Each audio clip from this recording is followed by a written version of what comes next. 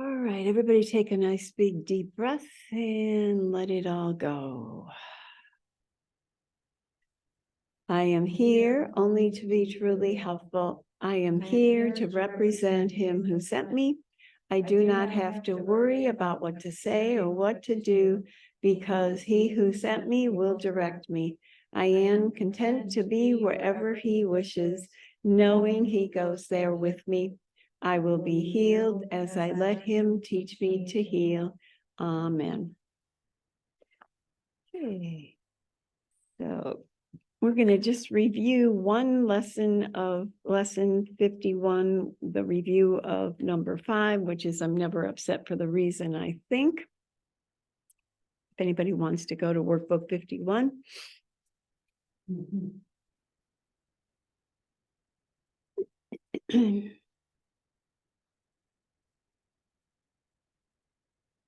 They're only upset because we separated. Pardon me? Only upset because we separated. Right. That goes with that other one. That's correct. That is correct. The review of I'm never upset for the reason I think. I'm never upset for the reason I think because I'm constantly trying to justify my thoughts. I'm constantly trying to make them true. I make all things my enemies so that my anger is justified and my attacks are warranted. I have not realized how much I have misused everything I see by assigning this role to it. I have done this to defend a thought system that has hurt me and that I no longer want. I am willing to let it go. So I am never upset for the reason I think because I'm constantly trying to justify my thoughts. So we chose for the ego, we projected into the world, and then we are justifying the thoughts we have, believing that these are really my thoughts, when in truth, my thoughts are coming from here, and they're being covered up by the thoughts of my ego. I'm constantly trying to make them true. And we've given the example of holding down a ball in the water. We know when you try to hold the ball down, you can hold it down for a while, but eventually it pops up because your arms get tired. Well, in a lot of ways, we're trying to justify this world and the beliefs that we live and experience all the time. And it's exhausting. You know, there's a workbook, not a workbook lesson, but one of the sections in the text where it says, you know, you're weary all the time, and we don't realize that the weariness is really coming from our constant justification of the fact that I'm right, and you know, not wanting to look at the fact that there's something else going on. So I'm constantly trying to make them true, and on some deep subconscious level, we all know they're not true because we chose against it. I make all things my enemies so that my anger is justified and my attacks are warranted. So we literally make the world our enemy, and so that my anger is justified and my attacks are warranted, so that I can be the innocent victim and blame it on something or someone else in the world. That's this setup that's in place all the time that we play in this arena with. And when we're doing that, we are literally making everything in the world guilty so I can appear to be innocent. I always think, you know, that's really not a very nice thing, guys. If you think you're a wonderful, loving person and that's what you're doing to the world and to your brother, it's just not very nice, and it's obviously not working that well. Isn't that what causes people to kill themselves? Absolutely. All of a sudden they see something they can't believe that's them. Yes. And they see it did come from them. And then yes. Yeah. And I think the deal is, this is saying it's not my brother outside. And I think a lot of times people will then take the finger and point it at themselves and say, I'm the bad person because I'm responsible for what I see. But it's not talking about this. It's talking about the belief system that came before we identified with these roles. So even with that, Jesus is not introducing these ideas to make us feel bad. He's just introducing the ideas to help us realize if you want to go to Florida and you left Cleveland and you just saw a sign that said entering Canada, it's a good piece of information to know so that you can turn around and go the other way. But because we're all so enmeshed in guilt, we immediately take that on as a different form of guilt that we recycle in, instead of, oh, I'm going the wrong way, let's turn around, go the other way and stop. But Isn't it all about the body as well? and it's So always if about you the hate body. yourself, you hate your body. You think it's something else, but you take it out on your body. It's your Absolutely. belief system that is messed up, Yep. not your body. Yes. So your belief system, how you can go back on that when you're so sure of what a mess it is, then Yes, it becomes a lost cause. it does. All right, so I have not realized how much I have messed or misused everything I see by assigning this role to it. Well, we have no clue until we came to the concepts of the course. We had absolutely no clue that this is what we've done to pull this delightful little lie off. And we've just recycled in it so beautifully for so long. So again, this idea, I've literally assigned the roles to what is going on. I have done this to defend a thought system that has hurt me and that I no longer want.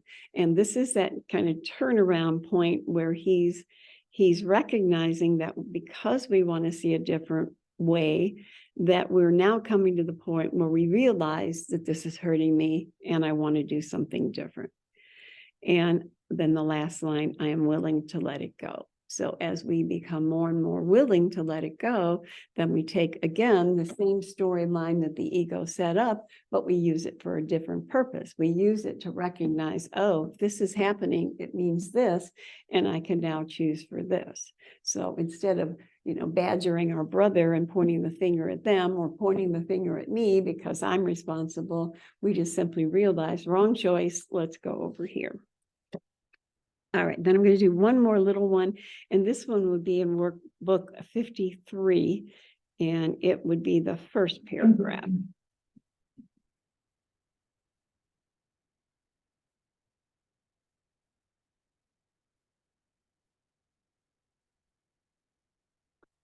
All right, my meaningless thoughts are showing me a meaningless world.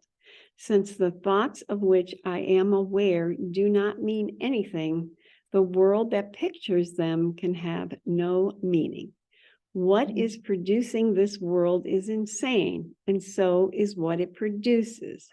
Reality is not insane, and I have real thoughts as well as insane ones. I can therefore see a real world if I look to my real thoughts as my guide for serving. So again, my meaningless thoughts are showing me a meaningless world. So the thought against love is meaningless. And then it produces the belief system of duality and separation.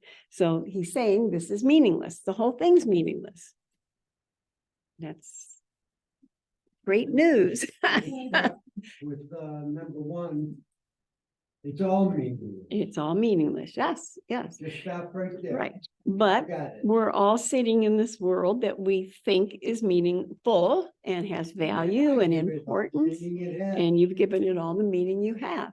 And it's, well, the good old, where's the hero, the dream of this world of insanity. This is the storyline that we live in all day long. And he's saying, no, none of that's real. Go home.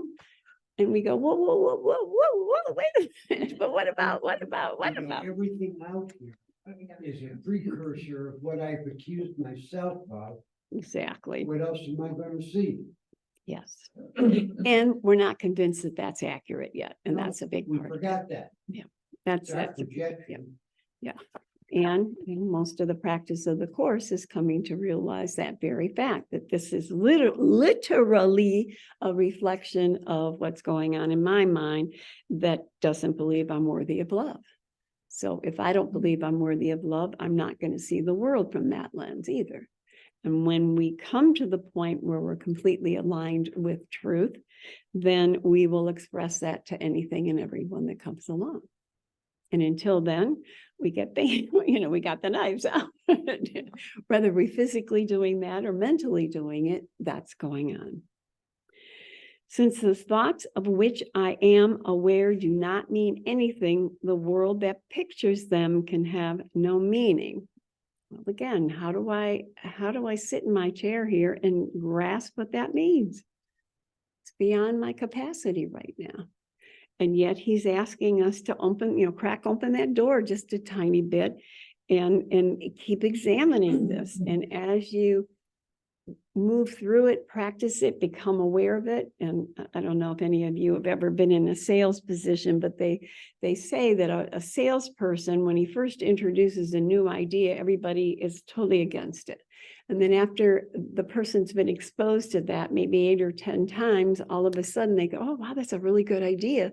And the next time they're sharing with all their friends what a great idea this is. But it takes some time before we're introduced to something new, before we can digest it, take it in and have it make sense, and then to begin to live it. And, I think the more times we, kind of hear this, it kind of settles in, it becomes more and more solid in our awareness. And then as we go out and live in our world, it starts to connect. Oh, wait a minute, I could choose differently. This is really a reflect or a projection of what's going on in my mind. And it's the projection in my mind that needs to be healed. So what is producing this world is insane, and so is what it produces. So if you have insane thoughts, the world that gets produced is going to be insane as well. And again, that's not our experience. Our experience is, this is my life. What do I do and how can I survive in this world the best I can under the circumstances? And he's saying by changing your mind, that's the ultimate best way to do it.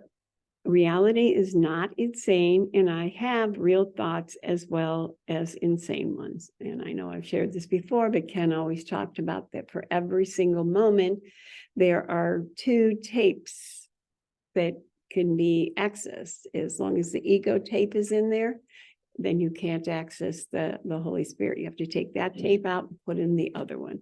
So each time you ask, show me a different way, let me see this through your lens, because my lens isn't working too well, you're taking that tape out and replacing it with the other one. I can therefore see a real world if I look to my real thoughts as my guide for seeing.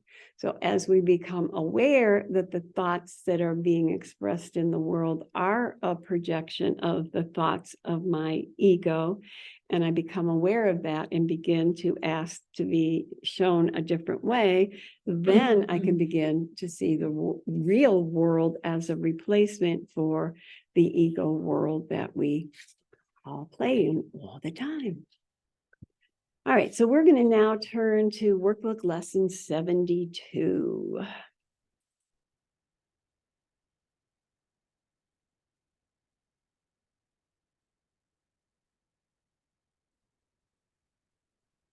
And this workbook lesson, again, is going to be talking about grievances. And I'll just real quickly give the definition of grievances again.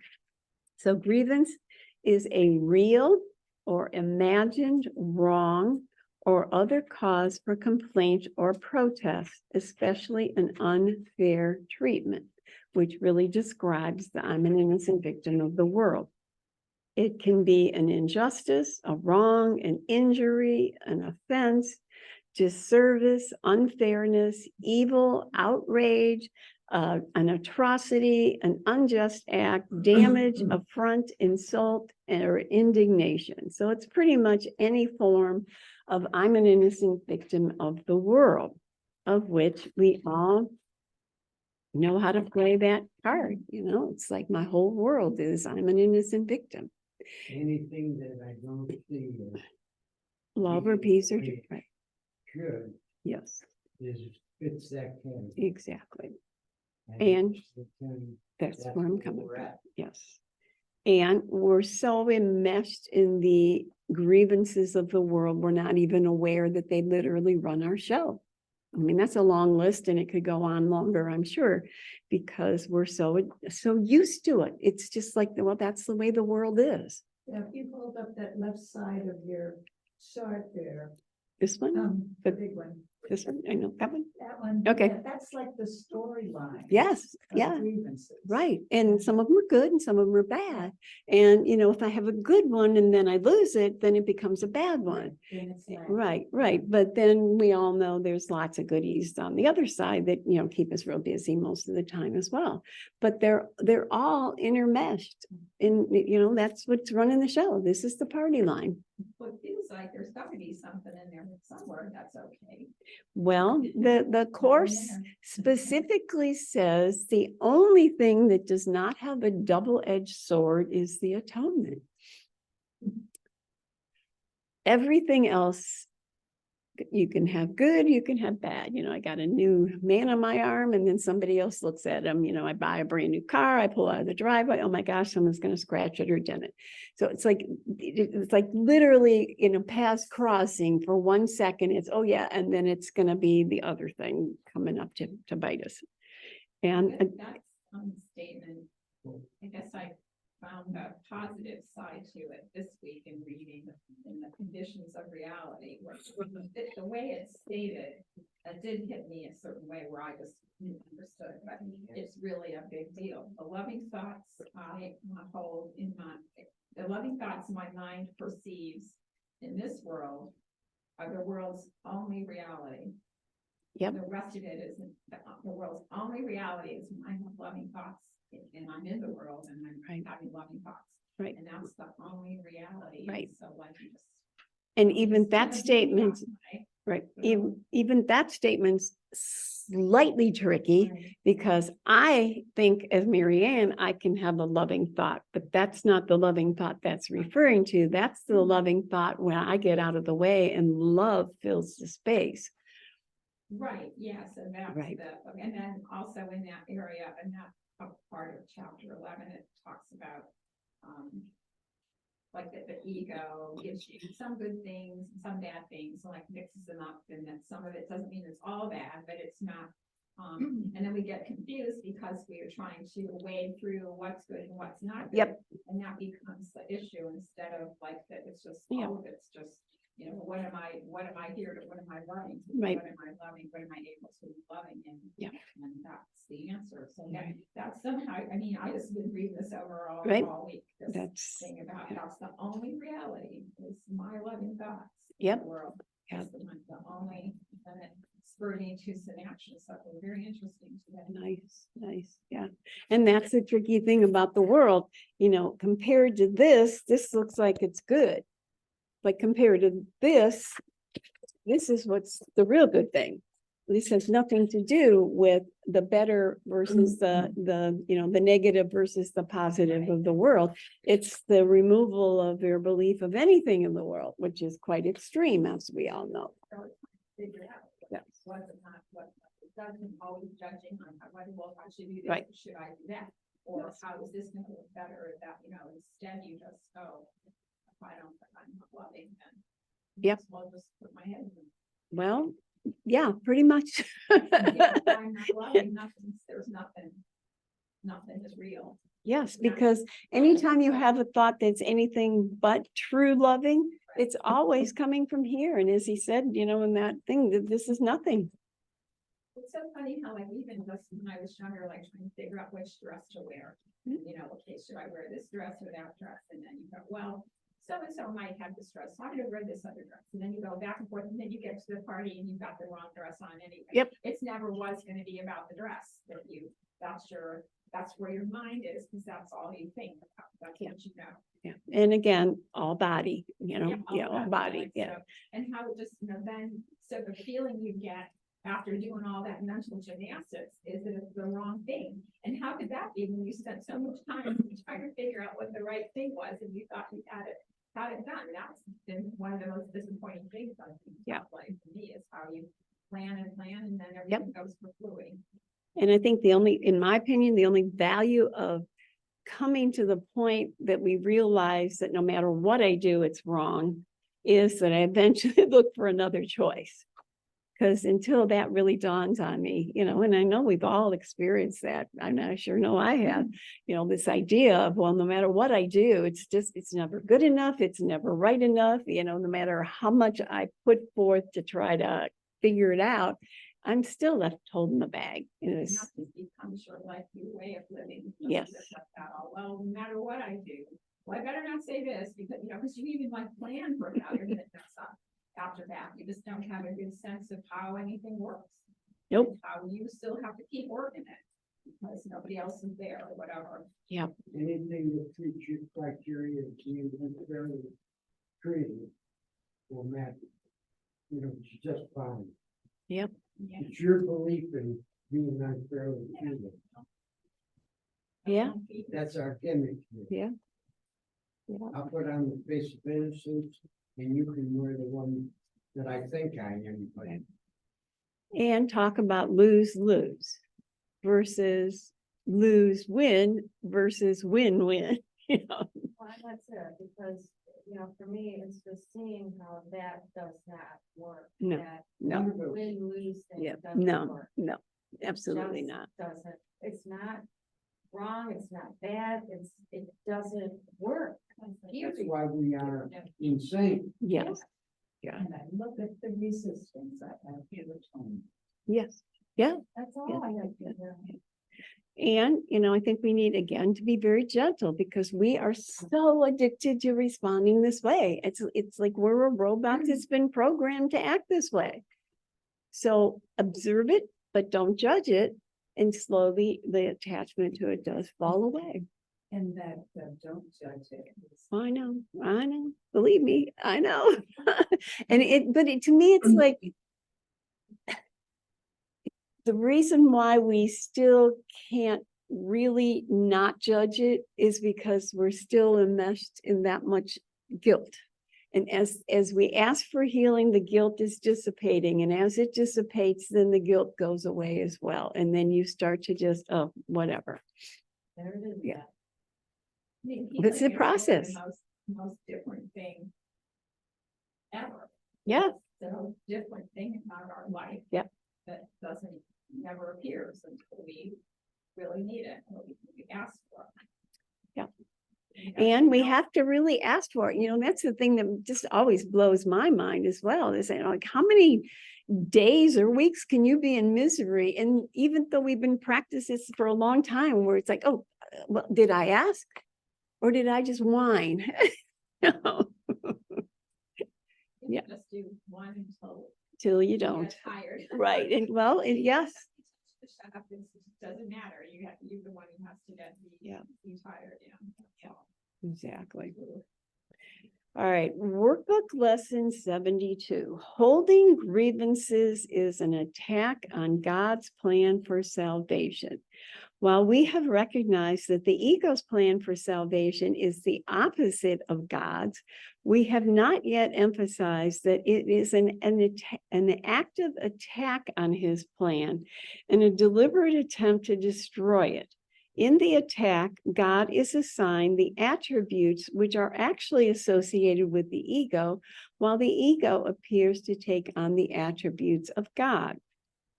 Oh, isn't that special? It's the God we made up. Well, this is the God we made up, yes. So holding grievances is an attack on God's plan for salvation.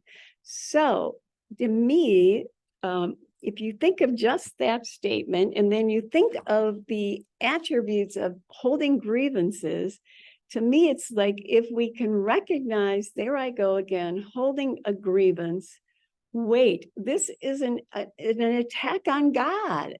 And do I want to stay there? Do I want to live in that experience? Or do I want to do something different? Because I don't want to live in that place. God's peace. Well, it's the only thing is costing you is God's peace. Yeah, exactly. That reminds me of, I'm sorry, that reminds me of, the other line in the course of, if you knew your special relationship was an attack on God, would you want it? Exactly. Obviously, yes. Yes, that's Yeah, heavy duty. language stuff, yes. Yes, yeah. I wanna be Exactly. separate for it, and I want to be at home. You know, the mind keeps choosing it, so obviously, yes. Yes. And, I think initially when you hear those words, it's pretty hard to digest, to say the least. But I think as you begin to become more deeply aware of what he's really trying to explain to us, as Harvey said, I'm either choosing peace or I'm not. We're done. The conversation is over. You gotta, And if I'm holding a grievance about anything or anyone, including myself, I'm saying, no, thank you. I'll see you later. Come, There's come no visit acceptance. another day. in grievance. It shouldn't be this way. And Yep. then you fill in the blanks, or Yes. whatever you want. Yeah. Because they're all negative. Absolutely. And also be aware they all have to do with my identification as a body. Yeah. Yeah. And as we're reading through this section, I was thinking, it's getting close to Halloween time. And if we could literally imagine walking in, around Halloween, these Halloween stores pop up all over the place, and you can go in there and specifically buy anything for Halloween. Well, there's the scary monsters, and there's witches, and there's fairy godmothers, and there's, princesses and whatever, and angels. And so it's like literally some of them are good and some of them are really scary. But the child that's wearing, or the person that's wearing this, is not the costume. And, again, if you take the concept of duality, one or the other, if this is the monster and I'm the angel in the costume that I'm wearing today, but underneath we're really coming from this thought system, then where's the problem? It's not the costume that anybody's wearing.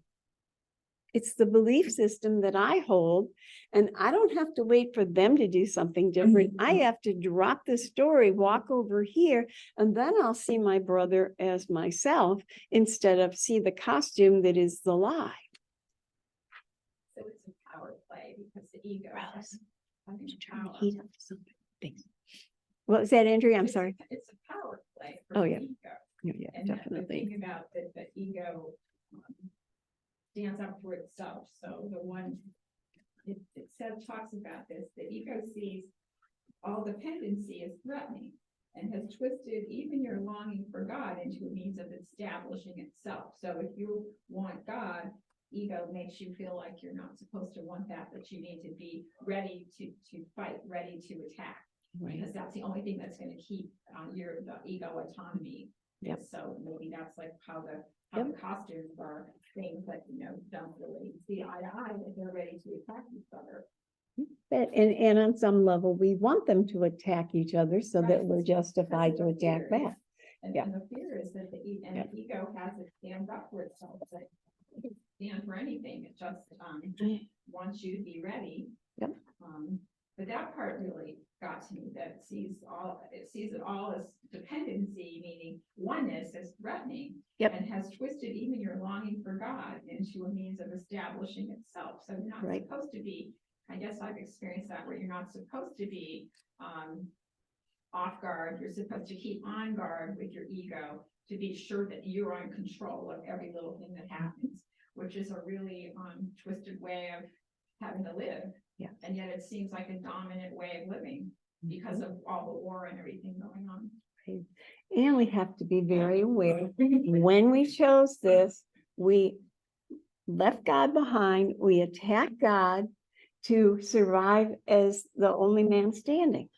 When again with this, when we were at oneness, we got all the attributes that God gives. The moment we separated, we left that behind, and then we took over. So God's gone. I'm in charge. And we like being in charge. And this says, don't. Let it go. Maintains your individuality. It maintains your individuality and your specialness and your rightness, which is really defending. I'm afraid to go back to the oneness of God. Well, something really has to shake you up in order to shake that off. Oftentimes, yes. I'm just thinking of, as a child, all the things I have, all the pretty dresses and all the little nonsense and little games and everything, and how all that was about the ego. Every Sure. little thing was about the ego. Yep. Yeah. Yeah, there was, I think it's, disappointing, I guess. is yeah. the word. I'm disappointed in Right. that idea, but it's Right, like, yep. you know, what's runs us until we get a really good idea that it's not working, which Yep. could take a couple lifetimes, I guess, or whatever. It'll take as long as it takes. Yeah. Yeah, there's one, I think it's a workbook lesson where it says, you know, we buy trinkets and things to put on our bodies, and then we hire people to protect us. And, you know, it just goes on and on and on. We do all these things to protect this thing that's not even real. But we work really hard He dies. and then dies. Yes, yeah. And then we blame it on God. He's going, I didn't do it. I mean, it goes by so. Oh my quickly. gosh, yes, You're unbelievable. holding on to things, and then pretty soon it just goes by like a pack of cards or something. that you Sure drop does. in the wind. It's just, you know, over with, and then there's nothing. I mean, that's what the energy tells you. There's nothing else except that power. And that's very, very scary. Well, it is until we're not afraid of it any longer. All right, so holding grievances is an attack on God's plan for salvation, because God's plan for salvation is oneness. That's all there is. Yeah, 72, sorry.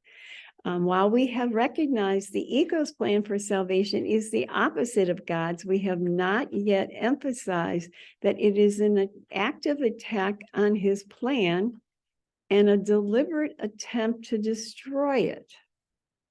Because it's one or the other, you know, again, I'm either aligned with my ego or I have to flip that over and align with God.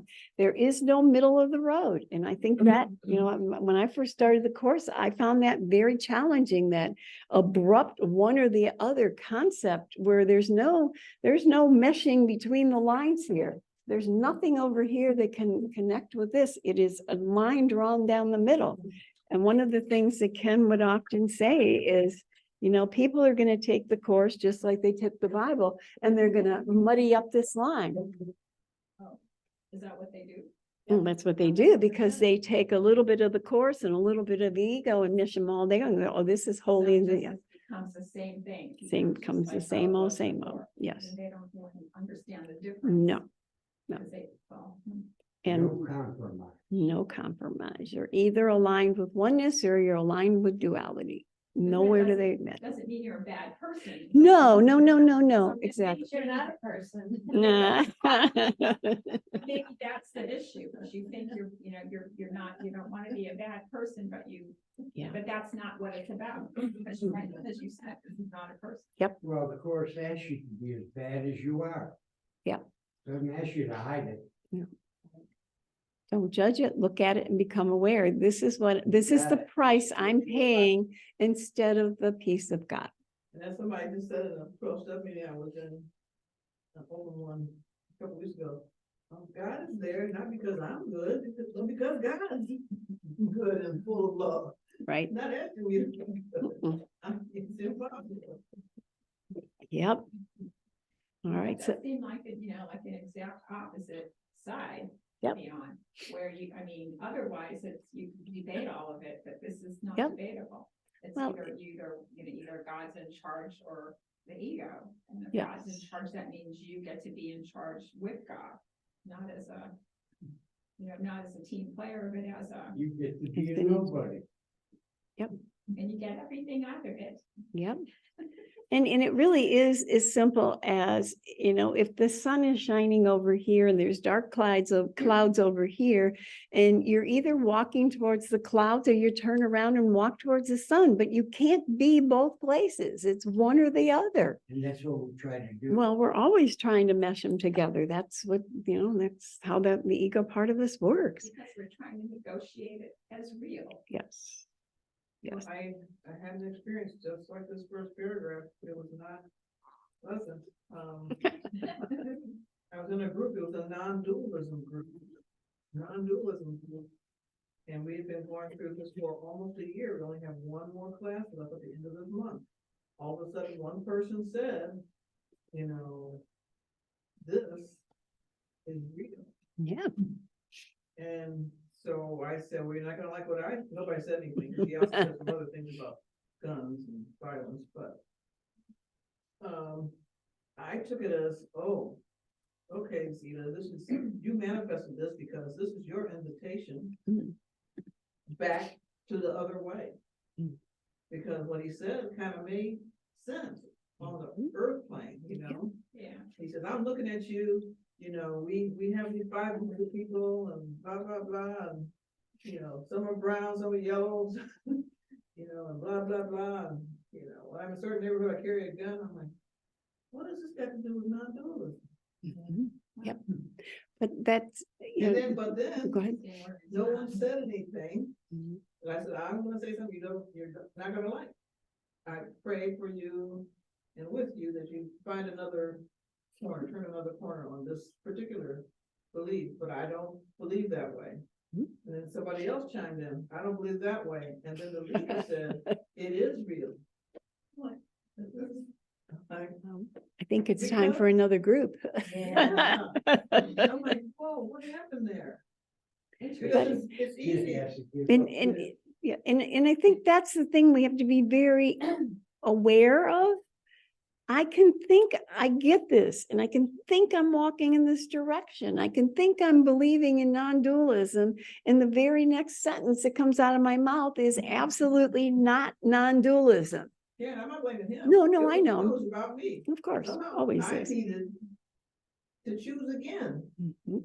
Yep. So look at that word, we talk about oneness, Mhm. they're talking about no dualism, so they're attacking dualism, and you're not supposed to do that either, you just ask God to help you see it a different way, you know, oh, you're a dualist, you know, you not a dualist, you better know.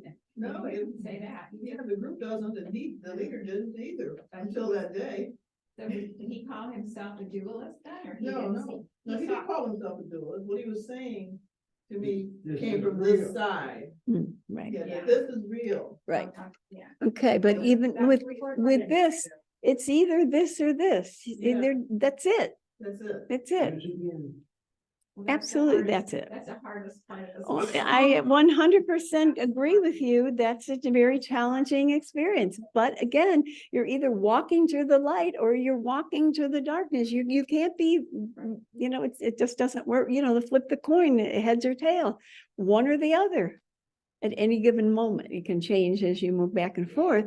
And, you know, to me, the course is trying to help us become aware. And we'll take your example of that group. If the individual realized, oh, I guess I'm not in non-dualism, I'm over here, but the recognition I'm over here, and yes, I'd maybe someday like to get over here, but obviously I'm not there yet. If that was the awareness that came, that would be helpful. And that's, again, where most of us are, because I'd like to think I could be right over here all the time, but the facts are I find myself over here, and to look at that, but don't judge it or condemn it. And we've heard Ken say often enough, you don't deny the body, No, but it's not the truth. correct. And that may be Yep. where they are coming from without actually saying it. No, he was telling me what I was, you know, look at you, I can see you in the mirror. You can look in the mirror. What do you see? Yeah. And these are not easy concepts, because the truth is, what do I see when I look in the mirror? What do I see when I look around the room? Whether it's a chair or a person, I see something separate from me. There's no question, absolutely. That's me. Yeah. I mean, wouldn't you say also that every day of our lives, we wake up and look in the mirror and don't have to say, oops, that's not me. I mean, you just, you know, what do you do when you're looking in the mirror? You see, what you think you see, and then you have to ask for help. Yep. If you don't like what you see. Yeah. And again, if we, you're too happy about it, you gotta look in the Right. mirror and say, who helped me? If you perceive a problem. If you Right. don't perceive a problem, you don't do that. right. And as I mentioned a few minutes ago about this idea of going into the Halloween, you know, store and buying a costume. If that little girl is dressed as a princess and the other one's dressed as a monster, when I see with my eyes, I see a princess and a monster. But that's not who either of them are. And, you know, even if we can, you know, as you start to think of or judge, which is what we normally do 24 hours a day, you know, no matter if it's on TV or if it's encountering people in the grocery store or in the Course of Miracles group, and you start to go down that road of rah, rah, rah, rah, rah, rah, stop and go, wait a minute, that's their Halloween costume. Holy Spirit, I want you to show me who they really are.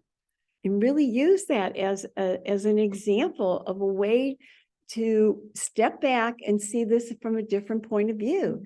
Because my eyes are telling me exactly, as the Course would say, what I want to see to have a legitimate reason to defend my position in the world. But it's all based on a lie. So if it's a lie, and I want to find out what the truth is, then I've got to backstep and keep asking to be shown what vision is instead of what my eyes have been programmed to see. So wouldn't it seem though, too, when you're talking about this analogy with the Halloween Right. costumes, that, so I remember, you know, you find a Halloween costume that you want to be. And so Sure. you want to be that monster, or you want to be, Yes. and so that's how that sets up this thing where you really do want to be this thing. Yep. And you get to do it, you think, for one night, you know, Mhm. oh boy, and then I don't know, like, it's just like it sets that up in your mind that that's a possibility, that you could be whatever you want to be.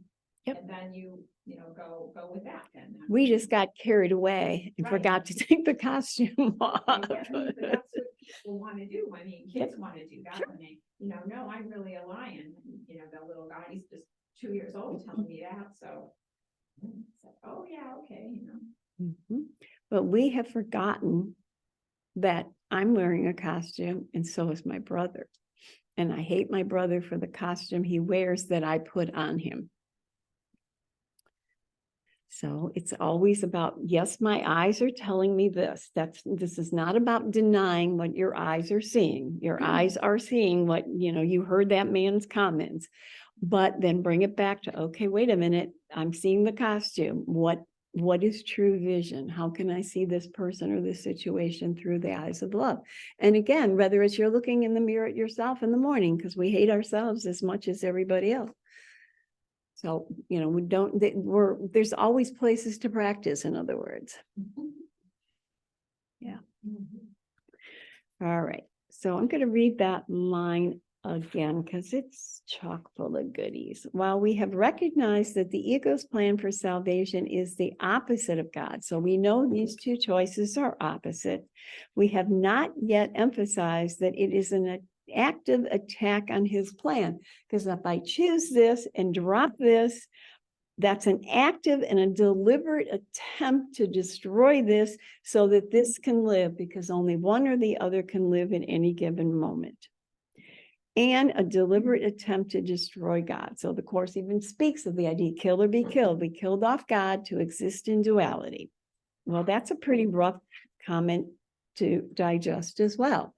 I don't think I killed off God to exist. But again, if you look at this, when we chose for this, this no longer exists while I'm accepting this. And as soon as I start to accept this, this doesn't exist because it's one or the other. So if I'm over here and I catch the fact that I'm over here, which is 99.99% of the day, stop, take a deep breath. Don't get upset. Don't judge yourself or attack yourself. Just remember, oh, I say I want to be over here. I think I'll take a walk, you know, and just let that, like take the costume, think about wearing the costume. And it's like 150 degrees and you're getting awful icky and gross in there. And you just drop the costume and walk over here. I mean, that's really how simple it is. And yet how challenging it is because we're so addicted to the costume. Yep. Do we have to be kind of ready to just drop the costume? Well, definitely. And that's one of the challenges we have is there is a part of us that definitely wants to walk over here. And there's a major part of us that's still very addicted to being this. And so to suddenly turn to this and literally stay this, we're just not ready for that yet. So it will be this back and forth, but there will come a point where it's and we're being asked just for that willingness in a moment to do it. Yeah. And, as the Course says, when you do that, even when you come back here, you're not the same person that left when you went over here for that moment. something has shifted and changed within you, and you're building the reserve, I guess you could say, and the Course doesn't use those words, of aligning to this more and more consistently. It's also the realization that what's causing my pain isn't out here. Right, yes. It's the costume. The I mean, belief in we're the so- costume, right? Yeah, we're so programmed to, put it out there, Yeah. something out there that, bringing it back is what the Course wants us to do. Yeah. And realize that the judgment is what's causing me pain. It's not what's going on out here. Yeah, which again, that workbook lesson 5, I'm never upset for the reason I think. I always think it's what that person said or what that person, how they acted or how I looked this morning in the wrong dress or whatever it is. But it's not that. It is simply that is representing the choice, and the choice is bringing the pain. And if we start to become aware that the pain is a result of the choice that's not the choice that's going to lead me to love, and I'm tired of that, then our willingness to stop and go, wait, I need help here. But that's the recourse is really the whole point, because up till then, they're just victims of whatever, thinking this is the way it's supposed to be. And so Absolutely. we have to keep fighting them off one by one, and then noticing that we didn't win anything. No. Then go, it's just such a process, because originally, you just go, the ego shows you these things, you have to learn what the ego, you have to learn that when you walk over to that door and you push on it, it's going to open. You have to learn those things, and then you have to back away from it, or, maybe you're come with all that information also, but, that you're just a victim until you can see that you don't have to be. Yeah. And I would absolutely agree. It's the living of your life experiences that will take you, just like Bill and Helen, to that moment where the culmination of there's got to be another way. Up until then, we just, we're like banging our heads against the wall in the dark because we didn't have a recourse. We did the best we could. And oftentimes from the training we had as a childhood, in our childhood, you did what you parents did, or you did the opposite. And whatever one of those choices was, that's the way it went. You're still in trouble. Whatever And you you're do. still in trouble either way. Absolutely. Yes. And this suddenly you finally get to the point where, and I like to think of this process as a yo-yo. And when you shoot out the yo-yo, because it's on a string, it can only go so far. And then it's got to come back. When we hit that point, it's like, okay, what gives here? I need help. I can't do this on my own. All right, so in the attack, God is assigned the attributes which are actually associated with the ego, while the ego appears to take on the attributes of God. And I have this little chart here. The very first character that we projected our guilt onto was God. And the Course calls that the God of sickness, because the God of sickness is not a God of love. And that God has all the attributes that the sun does when we project down here.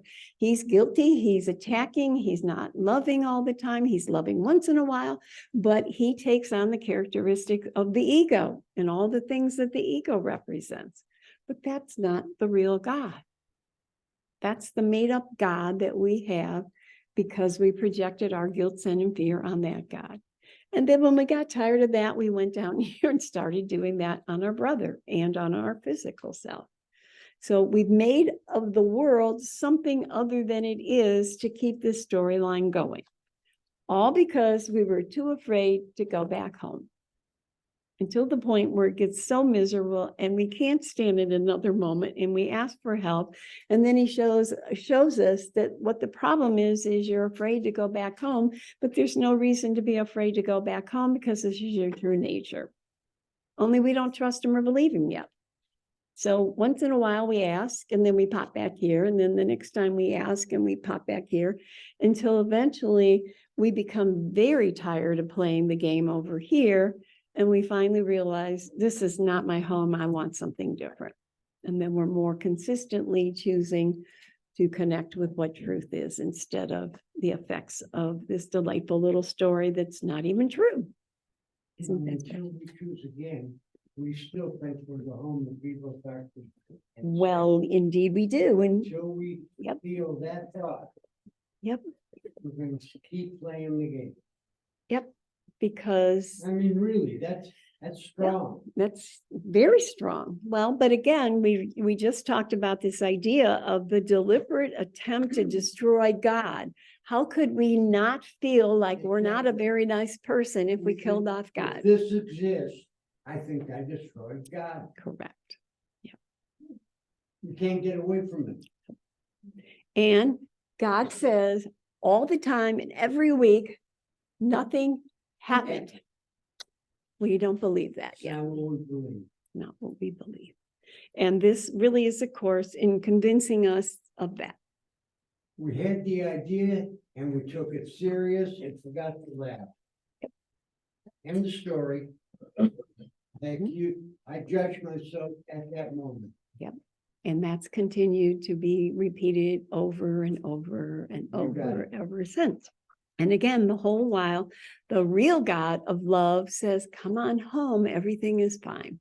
Just like the prodigal son, when the younger son, took everything and spent his money and then eventually came back and was gonna go live with the horses, or I don't know who he's gonna live with, And the father never Yeah. came, shall we? In the go? farm.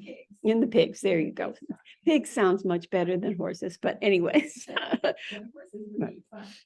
But the father all along just wanted his son to be back in his loving arms. And any other aspect of the story is what we've added to the true story.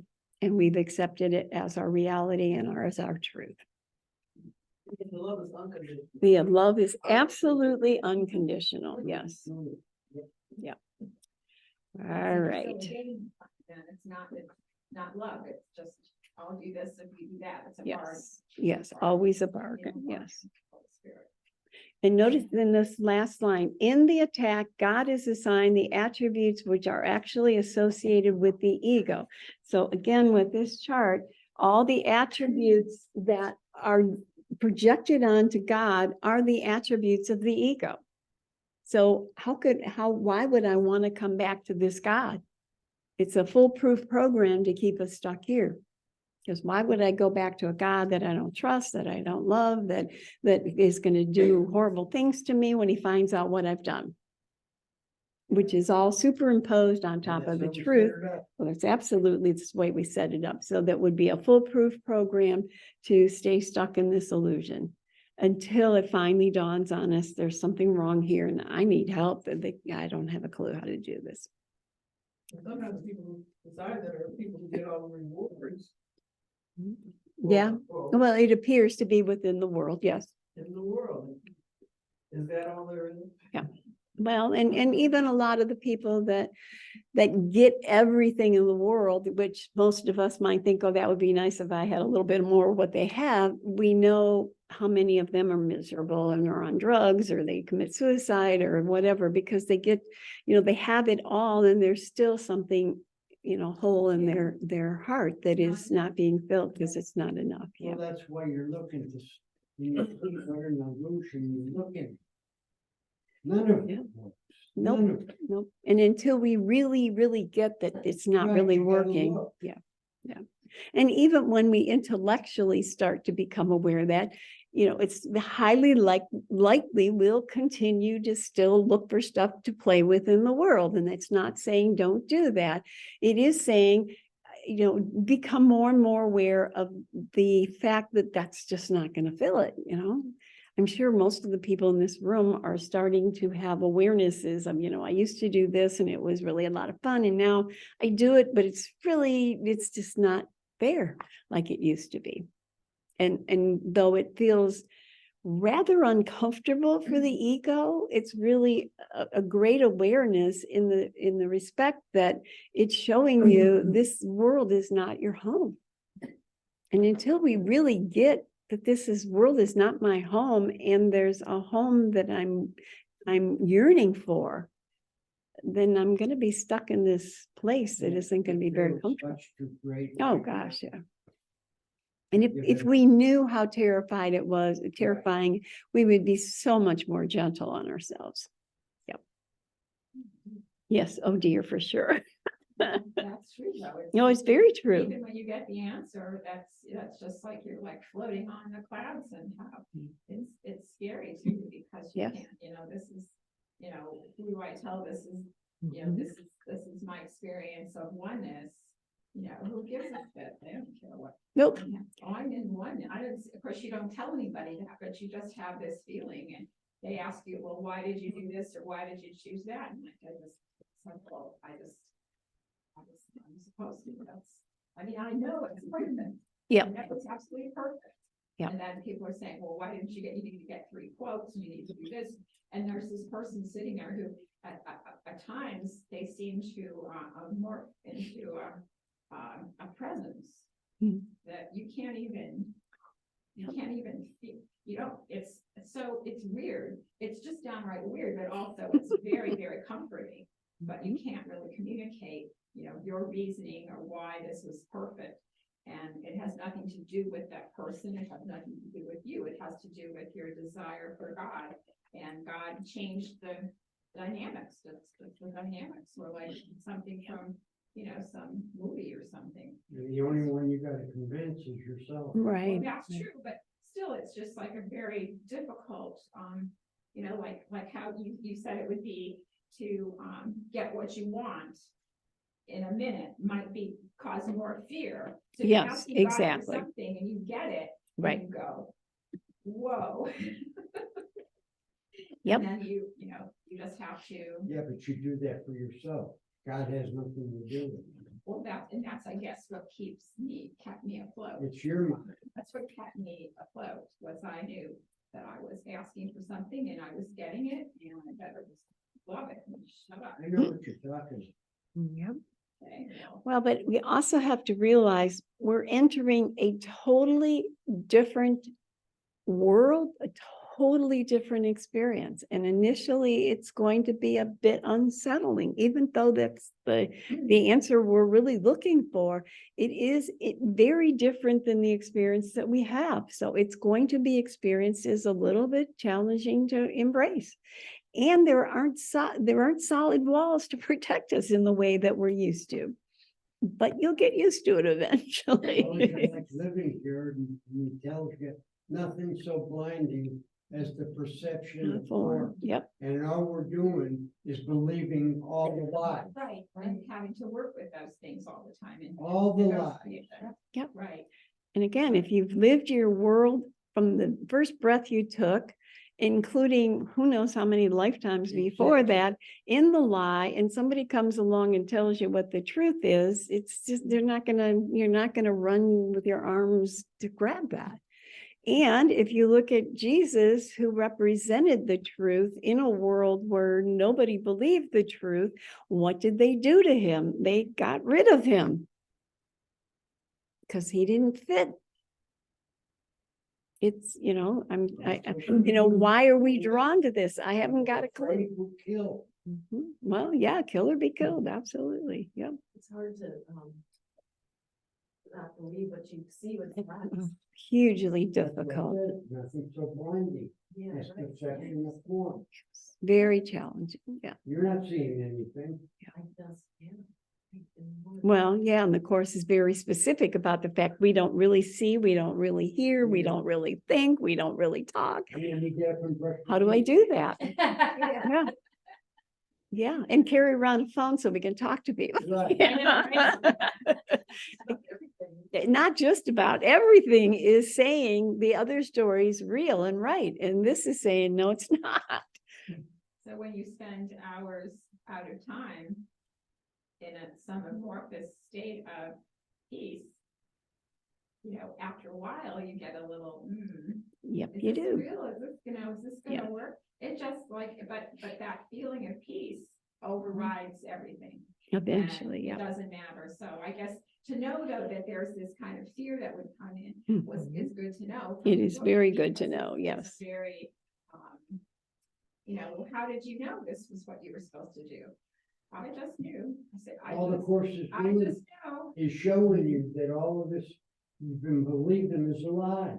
And it's bringing you back to a new way of thinking about it. Right, and it's mind blowing because it's. It the opposite is. Direction. Yeah. Because you are connecting with something that you wanted to connect with for the longest time. That's why it's a process. And it is 100% better than the opposite. Hmm. So what's your problem, right? Well, You there, want- there you go. Well, There it's you just- go. Mm-hmm. It just sets up that kind of thing where you, then you go back to the ball, you know, when you're in that state, you don't want the body any more than that. You just want, this piece, but then Well, you. when you get there, let me know, okay? Well, last Then you Sunday, don't want it anymore. last Sunday I sat in my driveway for 4 hours Mm. and I was there. Yeah. It was very interesting. I was there too, though. I don't know where this person came from, but. He was they with, show- yeah. Well, she came by, Hmm? for a few minutes, yeah. And she wondered, what's going on here? I know what she was thinking. Oh, I'm just kidding. What Andrea's up to? I had a very different reaction. But, Yep. But the, yeah, the, I don't know. Hmm.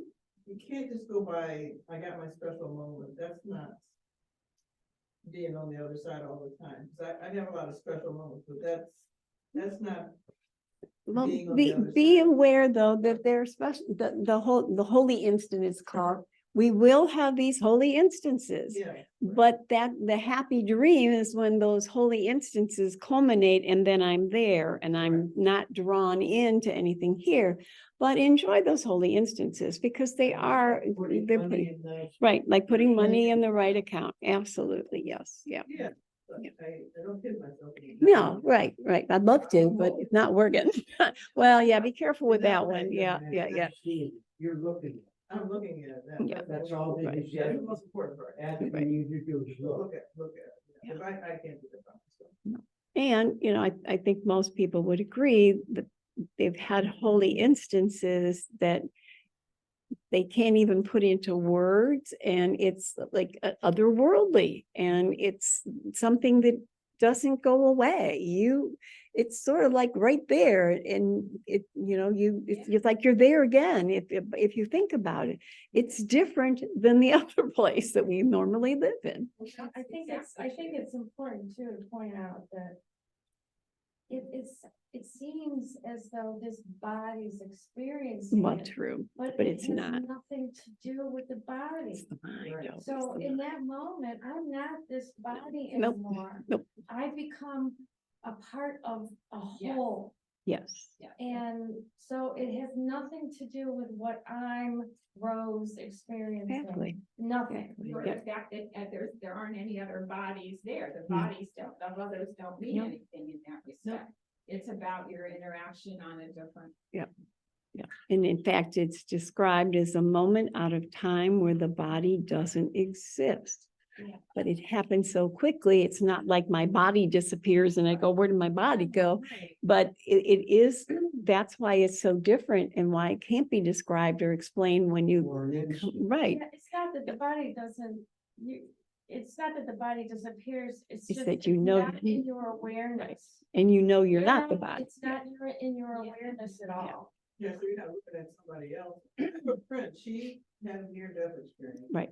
She had to teach herself, she wrote a book about it, but, she had to relearn how to walk, talk, go to the door. Yep. And she was a teacher. All of this has taken, I think it's been 10 or 11 years now. Right, But when she goes, she described a whole other thing, you know, there's no, she's just her Yep. feeling of this thing coming in. Mhm. To her, so she has that near death thing again, Mhm. but she was taken someplace, right. and then she experiences, well, I can't really talk about it, and Mm. I just, and she feels it so much, she just kind of longs for it, but she can't, she knows she can't control when it comes. Right, So, right, yeah. She would love to. Yep, yeah, most people that have had a near-death experience say they no longer fear death. And they really didn't want to come back, but they had work to do, so. Sure. Yep. Yeah. Let's, Really didn't go anywhere. They were well, there the no, whole time. it's still the mind, yeah, you gotta, it's the mind, yeah. Knowing the line where this and that is, and that's when. Yeah. That's how you affirm that, Yeah. then that it is different, everything, this is this and this is that, otherwise it's all one. All right, let's take a break and we'll come back.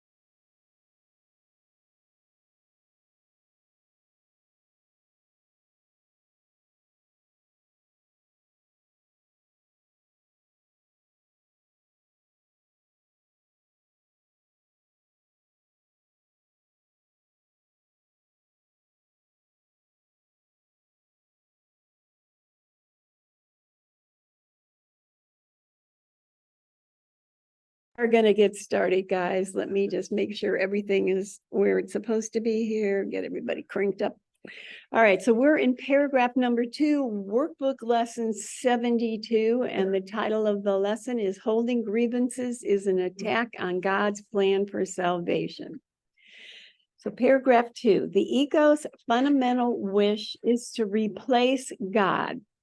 In fact, the ego is the physical embodiment of that wish, for it is that wish that seems to surround the mind with a body, keeping it separate and alone and unable to reach other minds except through the body that was made to imprison it.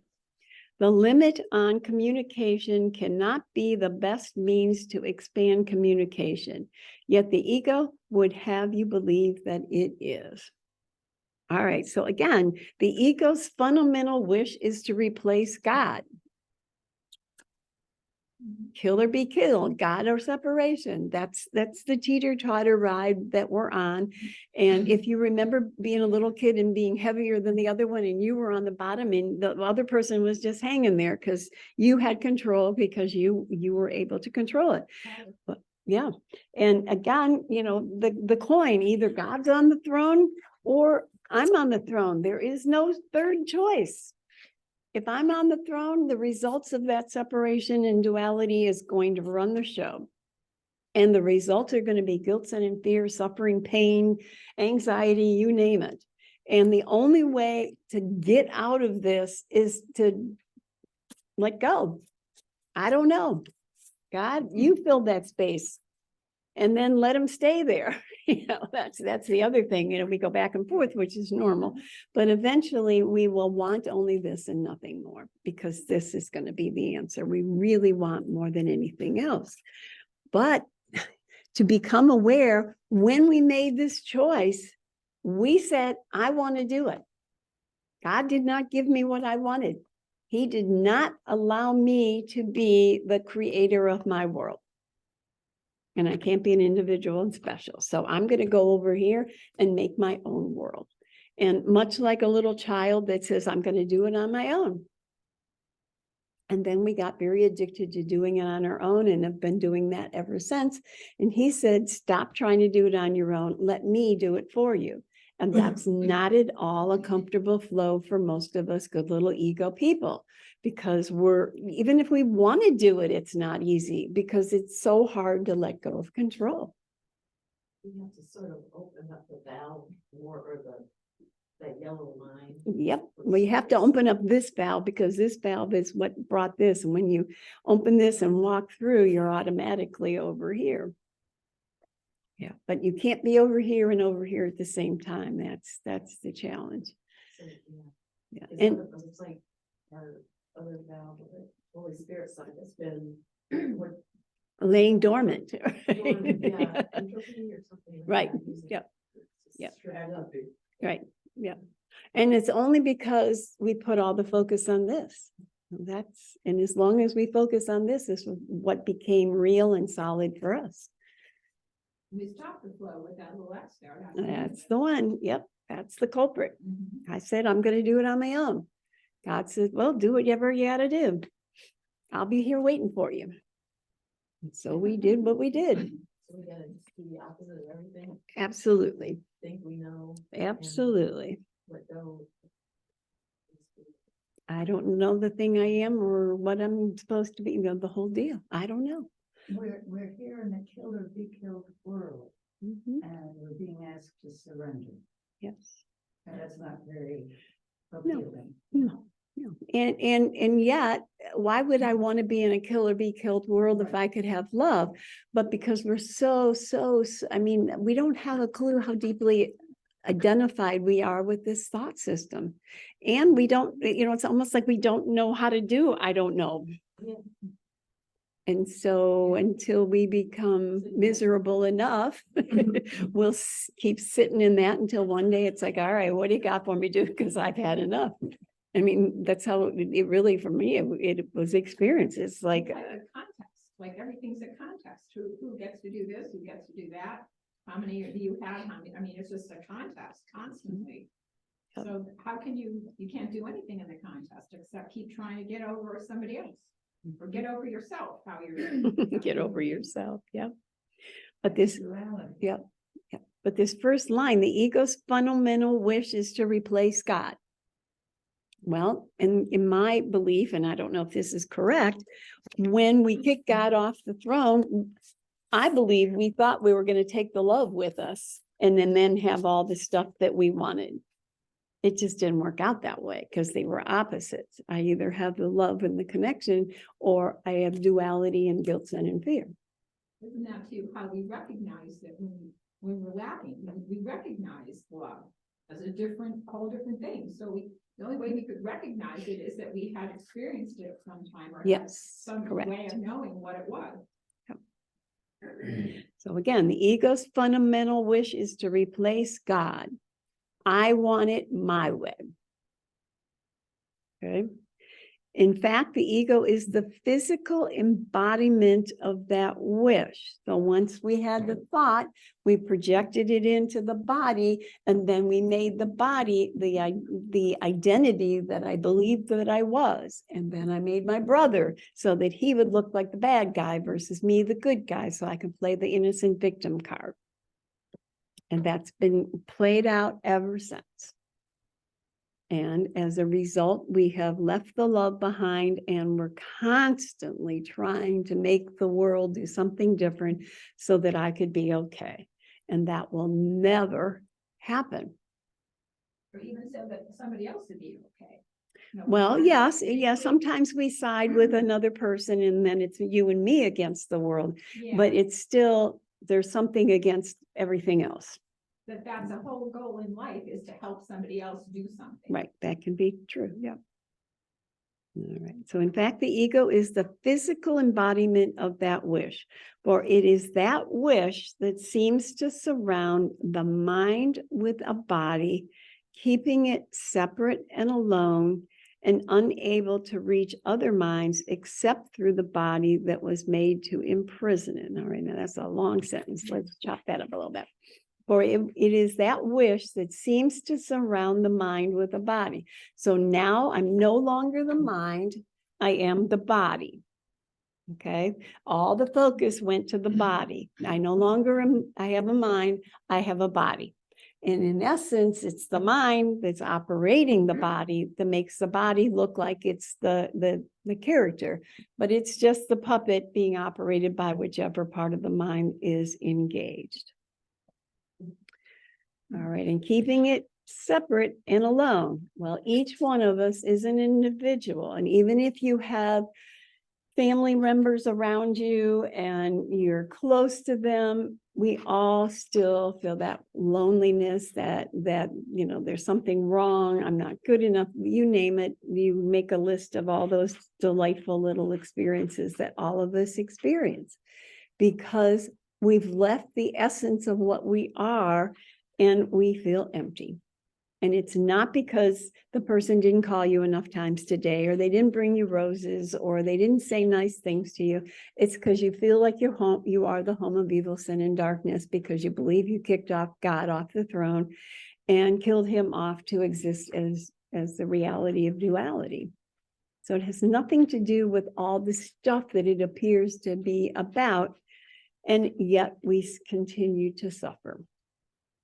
And he keeps saying, wait a minute here. Yep, it seems like this is the problem. This is not the problem. This is, and guess what? We can do something about it when you're ready to do it. And until you're ready to do it, it's okay if you still flounder over here. You're not being judged or attacked. You are suffering, but you're not being judged or attacked. And it'll dawn on you one day that this is just not my home and I really want to go home. All right, and unable to reach other minds except through bodies that was made to imprison it. And, you know, how often do any one of us wish you could communicate with another person so that they could really understand what you're trying to say or how you feel? And usually they don't have a clue. And it's not that they're not trying to be that way. It's impossible, because just like they talk about how many snowflakes they are in the world, and every single snowflake is unique and different. We're all unique and different because we come from a dualistic experience that can't be the same. And yet we quest for that and then hate them because they won't fill that position for us. But they can't. It's not personal. They simply can't be an experience of oneness when we identify with duality. All right, the limit on communication cannot be the best means to expand communication. So there's no way you can really communicate as bodies. And as Rose mentioned before the break, when you have that experience, it's not the body that's really having it. It is the mind that's having it. And that's why it's so difficult to communicate it when you then are experiencing the body again, because it's coming from beyond the body. Yet the ego would have you believe that it is. So the ego is always saying, this is the right place. Hang in here. We'll make this happen. We're going to fix this for you. The next thing's going to be the right one. We're going to find the right combination, so it's going to work well. And fortunately, eventually, after a great deal of difficulty, it dawns on us, maybe I'm barking up the wrong tree. And that was one of the things Ken used to kind of joke at. He said, we finally have put the ladder up against the right house. Even though we still have some climbing to do, at least we're in the right place. Because before we just kept climbing all these different places and there was no answer there. Paragraph 3, although the attempt to keep the limitations that a body would impose is obvious here, it is perhaps not so apparent why holding grievance is an attack on God's plan for salvation. But let us consider the kinds of things you are apt to hold grievances for. Are they not always associated with something a body does? A person says something you do not like. He does something that displeases you. He betrays his hostile thoughts in his behavior. So again, you know, the list goes on and on and on of the ways that grievances take place in this world. And each one of us would sit here and say to ourselves, but I don't want that. But in truth, when we are against God, we are ordering that. And it's going to continue, you know, that rain is going to continue to fall into our bodily experience, because that's the part of the mind that is engaged, and it is the part of your mind that is in opposition to your connection with God. And it's automatic. It doesn't have anything to do personally with any one of us individually. It has to do with the fact that that's the plan, that's the process, that's the way it was set up. And we're stuck in this cycle, not even being aware of what it was all about, how it came about, or why it continues to be perpetuated. But this is what's running the show. Although the attempt to keep the limitations that a body would impose is obvious here, it is perhaps not so apparent why holding grievance is an attack on God's plan for salvation. Because again, if you're not with the good guys, you're with the bad guys. And even if you make this 2 teams, you know, if this is a red team and this is the blue team, in that game, while it's being played, those 2 teams are opposing. And while you're playing the game, you're trying to kill off the other one. When the game's all done, you go back to where you were and your buddies and whatnot. But right now, it's an opposing teams that are constantly at ends. And it is those grievances. And the grievance is, I don't want it thus. I want it my way. God, well, there's a cute little place in the course where it basically says, once we chose for the separation, we looked up at God and said, say it's okay, I'm here. And he said, well, I really can't do that because I don't know you're here and you're not here. But we're not convinced of that. And we think we want something to affirm that it's okay what we did. And I suppose that's why we're constantly looking for affirmation from other people as well. Looking for love in all the wrong Well, places. always, yeah. Yeah, absolutely. So meditations have led to a lot of miracles for people in the body. Right. And mind wise, and so he makes this stuff available for free, hundreds of them on YouTube. And he has an expensive seminar too, but hundreds of them. So I'll put some comments on, why does he use that funny voice? Why can't he use different music? Oh, yeah, oh, Why, blah, blah. yeah. Oh, They yeah. want him to change it for them. Yep. And I'm thinking, oh, I'm having a grievance with them because they want to, Yeah, they're having a grievance with them. exactly. Well, and that's a very wise observation that we can point the finger, but we have to step back again and go, but why does that bother me? I defend myself on that. Especially if they know themselves. They, Oh, they do. oh, he doesn't, why he Oh, doesn't. no, he doesn't, Right, but right. they do, they argue. I'm like, this guy don't look good as far as I can tell. So he doesn't They care what argue. they do. He doesn't care what they say. What they say is. I don't know if he cares or doesn't Or care, because he affecting doesn't, him. he does not. Right, comment. he Doing it the doesn't, yeah. same way, so. Right, It's but, just but, us on this side that are commenting. Well, it's interesting how when you start to feel like aware of Jesus or aware of the situation, you stop, whatever other people say doesn't bother you like it used to. I mean, I think I used to always listen, oh, now what did I do, you know? And Yep. I don't care what, Mhm. I don't consider it the same way I used to. Right. Like, oh, they're talking about me, they don't like this.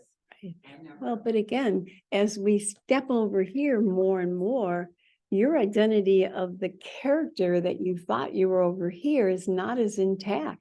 So the words just fall off of you because you're aligned with your mind. And that's what this is all about, is Yeah. going back to the mind where the real situation is. And if my mind's aligned with this, I don't have a body that can be attacked any longer. Yeah, there's no place on here.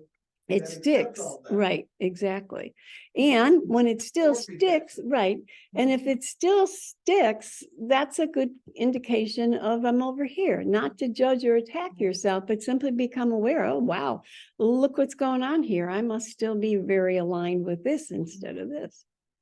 The progress in the other direction makes you, it doesn't all, Yeah. it's not as heavy as it used to be. Absolutely. And it's so freeing when that starts to happen, even if it's a small amount, but as it continues to snowball, it's, you're just not pulled in like you were before.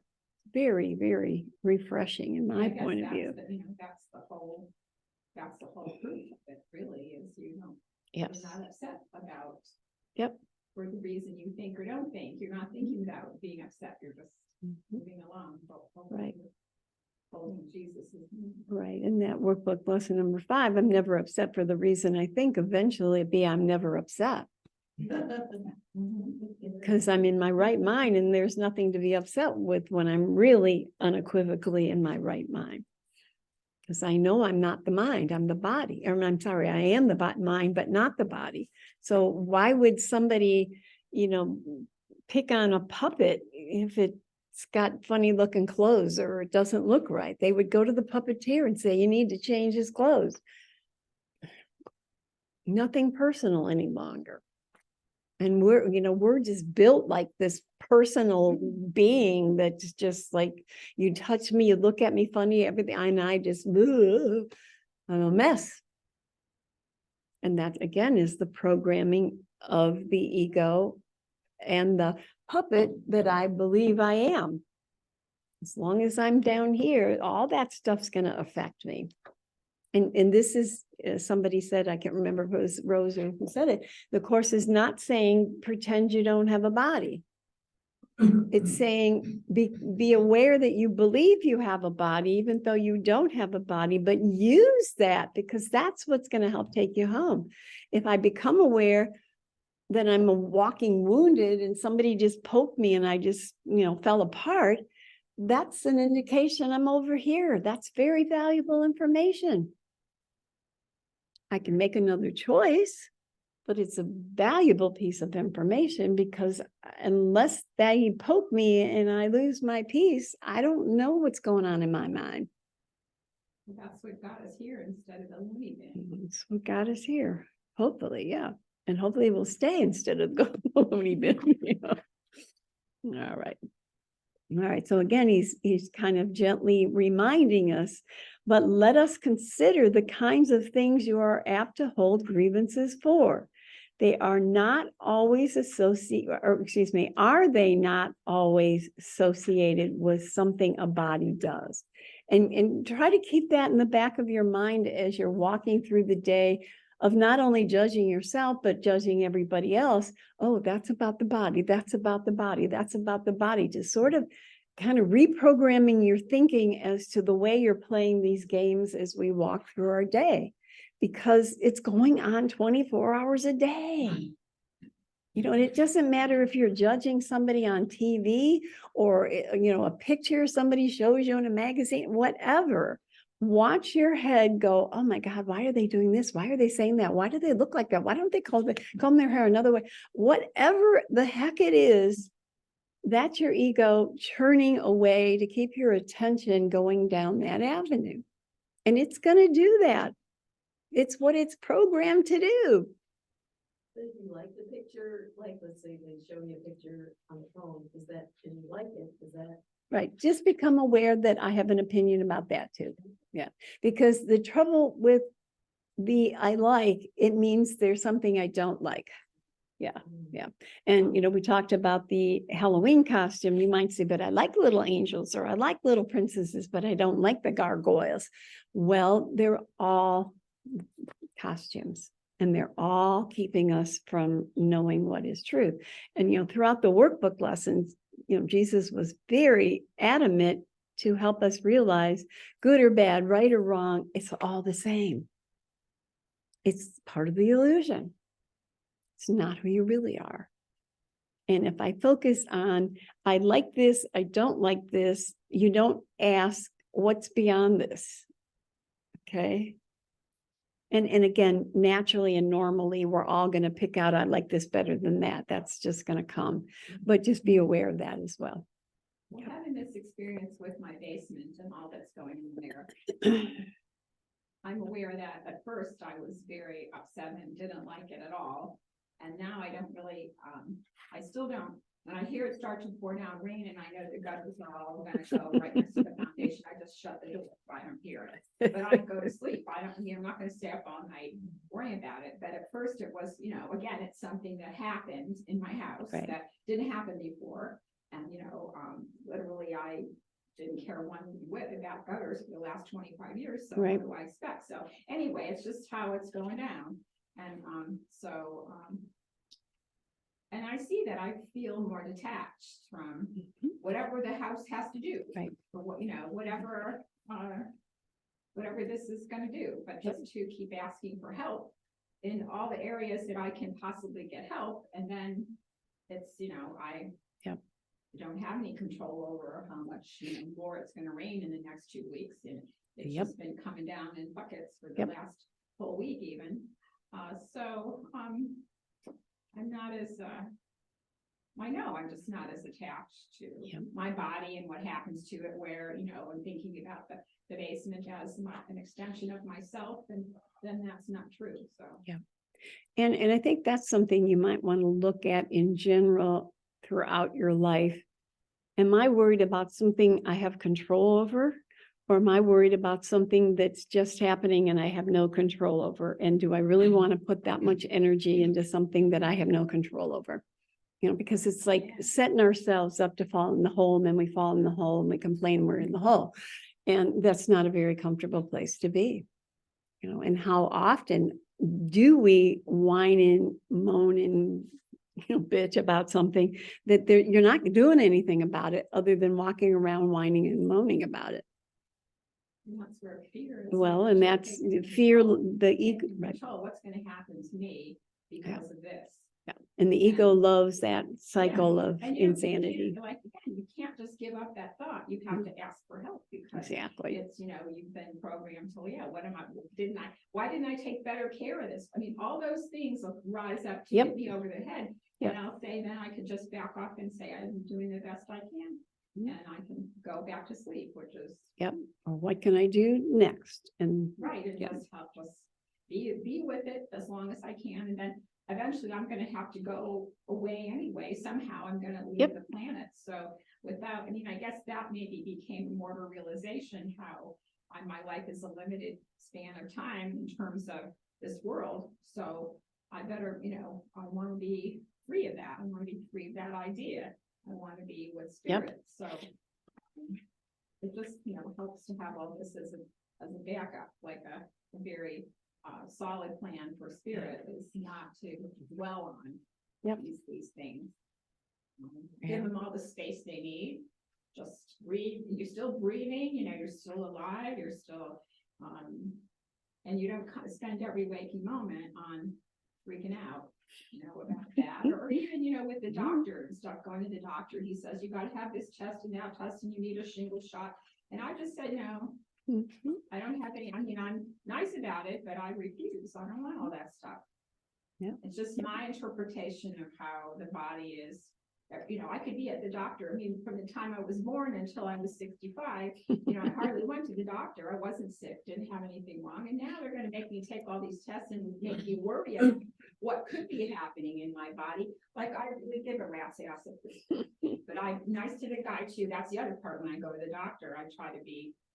I ask to see him as my help, whatever, not get mad at him or tell him off or anything. So far that's working, but it's interesting how like the world wants to jack it up now. They want to make me more interested in breast cancer and more interested in my colonoscopy. And I'm the least of it. I'm not. I've got back then I had more life to live. Now I have more life to live too, but I'm not going to get it all wrapped up in that stuff. Yep. And slowly things of the world do start to just not have the hold. And it's, again, very refreshing experience when they don't. All right, so he goes on to say, a person says something you do not like. Has that ever happened to any of you? Never, especially when they're saying it to you, about you. Just how quickly we can just, like melt into a blob because somebody said something.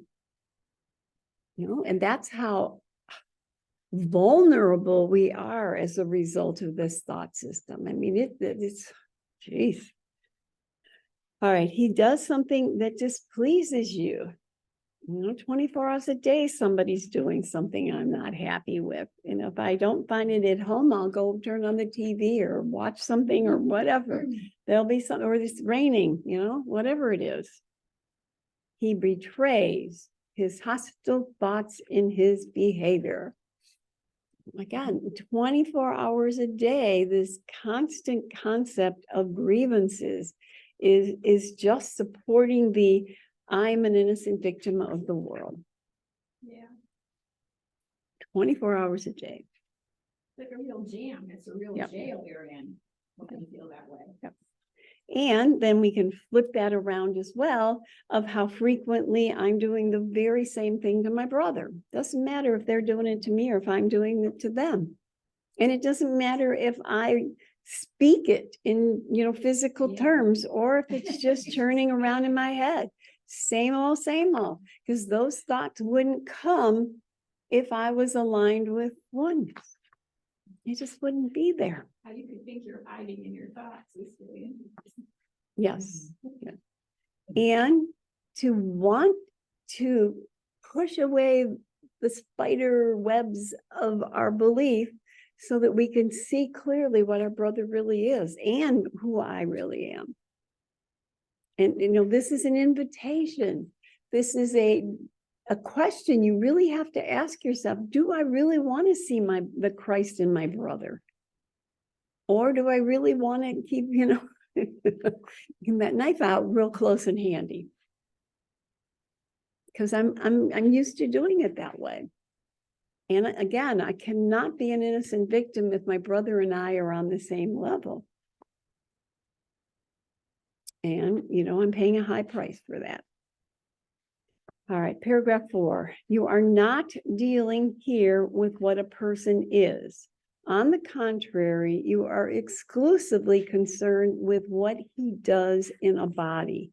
You are doing more than failing to help in freeing him from the body's limitation. You are actively trying to hold him to it by confusing it with him and judging him as one. Herein is God attacked, for if his son is only a body, so must he be as well. A creator wholly unlike his creation is inconceivable. Yeah. Here you're not dealing, I'm sorry, you are not dealing here with what the person is. And again, we're looking at the costume. All the stories that come are about the costume. None of the story comes about of who our brother really is, as long as I'm focusing on the costume. I can't see what's behind the costume as long as my eyes are focused on that. And be aware that that is so much the automatic of our experience here, to see the costume and not ask to see beyond the costume. That's what the ego lives and breathes for. On the contrary, you are exclusively concerned with what he does in a body. So we're constantly focusing in on what the body is, what it looks like, how it acts, because as an ego, we want to focus on that. And I've given the example of the idea of going up in the attic with a flashlight. And if you're putting the flashlight in one area, all you're going to see is what's in the flashlight area, even though all the rest of it is in the attic. As long as you insist on focusing on that one area, that is all you're going to see. And this is, wait, yeah, that, yeah, yeah. But wait a minute, show me what this side of the room looks like. Because I Only showing you picture of what's in your own mind, correct. the state of your mind. Without him, you wouldn't know what your mind was Exactly. up to. Exactly. It's no wonder we don't want to look. Really, that's really why we don't want to look, because we don't want to look at ourselves. Oh, gosh, no. No. That might require change in self versus others. Yes. Yeah. And if we could literally take every incident and situation that irritates the heck out of us and go, oh, back to the drawing board, what in me needs to be healed that is continuing to project that out into the world. Sorry about that. Out into the world that I don't want to see and own. And that's not an easy process, because we are so addicted to pointing the finger out there so that we, avoid that connection with what in me needs to be healed. And it's a major setup that's kept us very lost, alone, and afraid in the world. And it's a major shift that blows your mind and gets you off that topic. Yeah. When you choose that, you get a major thought about, oh, it's me. Yeah, isn't it great? It's all about me, but this time it really is all about you. It's always really about you. And when you realize that, you're done. You go, oh, okay, well then, I better stop that course of thinking. Keep asking. Yes. questions. And line 3 is really quite powerful. You are doing more than failing to help in freeing him from the body's limitations. You are actively trying to hold him to it by confusing it with him and judging them as one. So in other words, when you judge or attack your brother, you're agreeing with the fact that he is the home of evil, sin, and darkness, and you're reinforcing it in him. Which is what I believe about myself. Taking it back on yourself. Which is about what I think about myself. Yes, correct. And so anytime we have that moment of willingness, this is what the world is, the moment you stop that, you're saying, we don't have to go there anymore. And that's for me. And I offer that to my brother as well. Whether he's ready to accept that or not is not our business.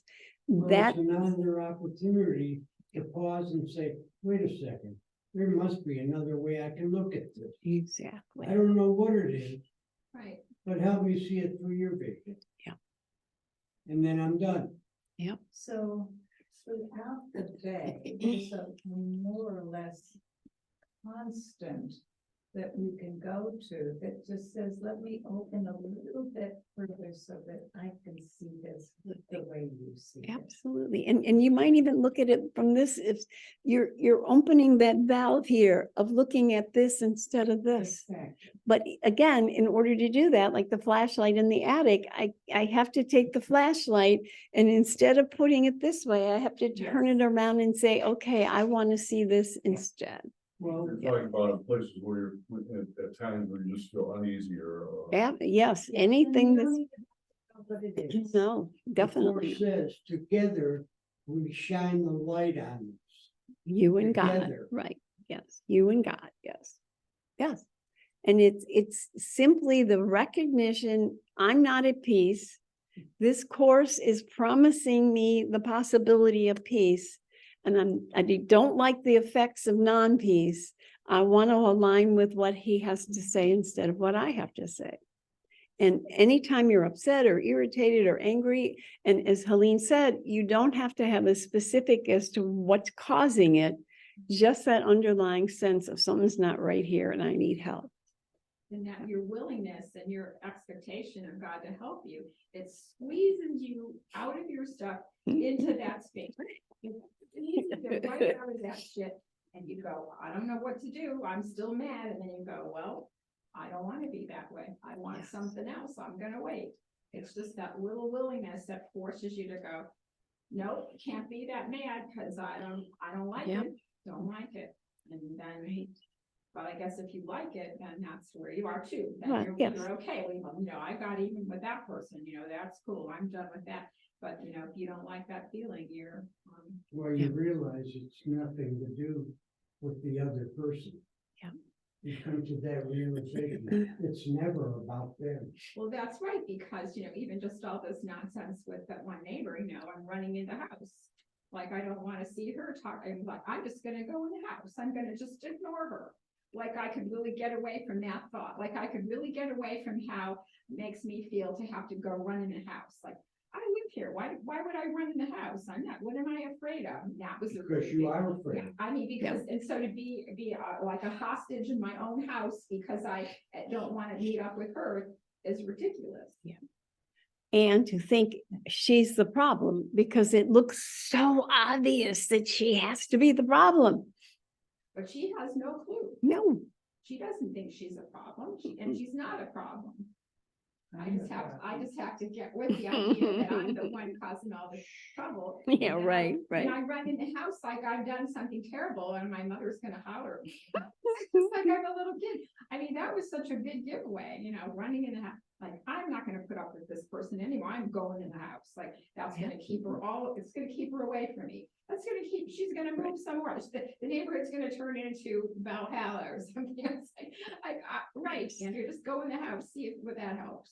And I think the beauty of that is we continue to do what we do, but we observe what we do. And then it dawns on you, what am I really solving if I'm the one that's projecting this in the first place? There you If go. I run into the house myself, that's the projector is coming with me. Right, I'm running away from myself. Exactly. There you go. Yeah. And then it kind of dawns on you, Never okay, was anybody right. Well, but that's how we will. Right. And we, if it still appears that it's the other person, we got to go with where we are right now. And it still appears that way most of the time in our daily life experiences. Well, I guess I had to go in the house to realize. Right, it was right, crazy. right. Well, you gotta It find was a problem. crazy to do that. Yeah, Yeah. it was like, what am I doing in the house hiding from this Yeah. person who's gonna be around the block 6 times Yeah. in the next 2 days? Yeah. How's that gonna keep me? Exactly. How's that gonna solve Because it? you don't want to accept it for yourself. Right.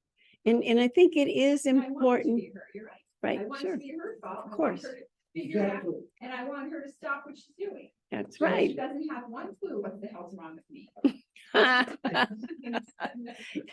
That's so true. Yeah, something's wrong with me. Yeah, I don't know what's, yeah. Around, bring it home. Yeah, every time I come over, she runs away. Let's not put it together. Yeah. She doesn't care what, she doesn't know. Yep. And it's not her fault, it's just the way, Or any, no, it's not her, no, it's not her at all. Right. No, but it is, I mean, that's like when I was a little kid, if you get in trouble, your mother would say, get in the house. Then, the next day you'd be, something else, you'd still go play with a friend because you wanted to, but. It was it was a very, like, what do you call it, a very, basic emotion, like, I could feel right here, like. Yes. What the hell, I'm going in the house. Oh, it's just like, it was like from when I was 4 years old. I could Exactly. feel that same energy, and no, that's not it, no. It's the opposite of the piece of, like, when Jesus was going to the cross for his Mhm. crucifixion, and how everybody was, torturing him. He just, it's like they're calling out for love and.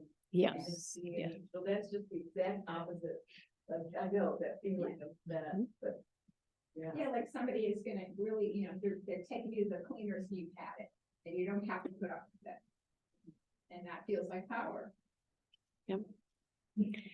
Yeah. And again, it's programmed, or we've been programmed because we wanted to be programmed to believe it is them. And to read or undo that whole flow is a very challenging experience for me. I don't know about the rest of you. Go- Yes, indeed. Yes.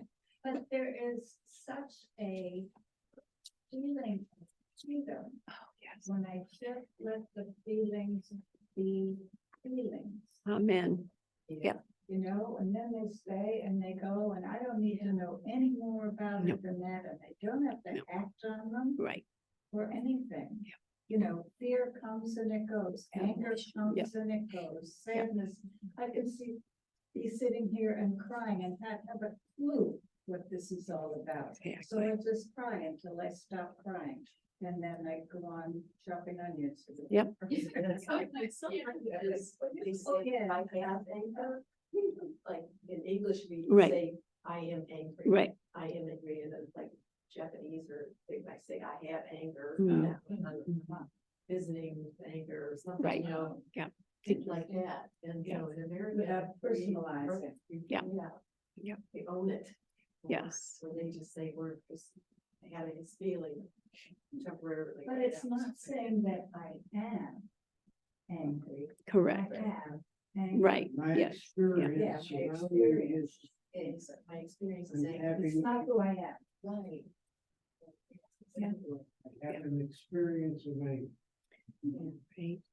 And the other trick of the whole concept of anger or upset or any of those things is we're told be a good little girl on planet Earth or good little boy. So when I respond in anger, people say, oh, no, bad anger, instead of, look, when you choose for the ego, you're going to have all this. It's going to work through you because that's how this process works. And when you can come to the point where you just watch anger, upset, whatever go through, and you don't judge it or attack it, you simply let it ride through, then it doesn't stick. It's the resistance to all that, just like in the Bible, it says, resist not evil. It's the resistance that makes it stick. Gives it all the strength. And I've come to see the fear that I feel as part of a healing process. Yes, It's absolutely. Not good or I'm not bad. afraid of fear. No, right. I don't know what you mean. All right, let us say our little prayer here. So everybody take a nice big deep breath and let it all go. Forgive us our illusions, Father, and help us to accept our true relationship with you, in which there are no illusions and where none can ever enter. Our holiness is yours. What can there be in us that needs forgiveness when yours is perfect? The sleep of forgetfulness is only the unwillingness to remember your forgiveness and your love. Let us not wander into temptation, for the temptation of the Son of God is not your will. And let us receive only what you have given, and accept but this into the minds that you've created and which you love. Amen. It says sleep with forgetfulness, keep running. Yeah, yeah.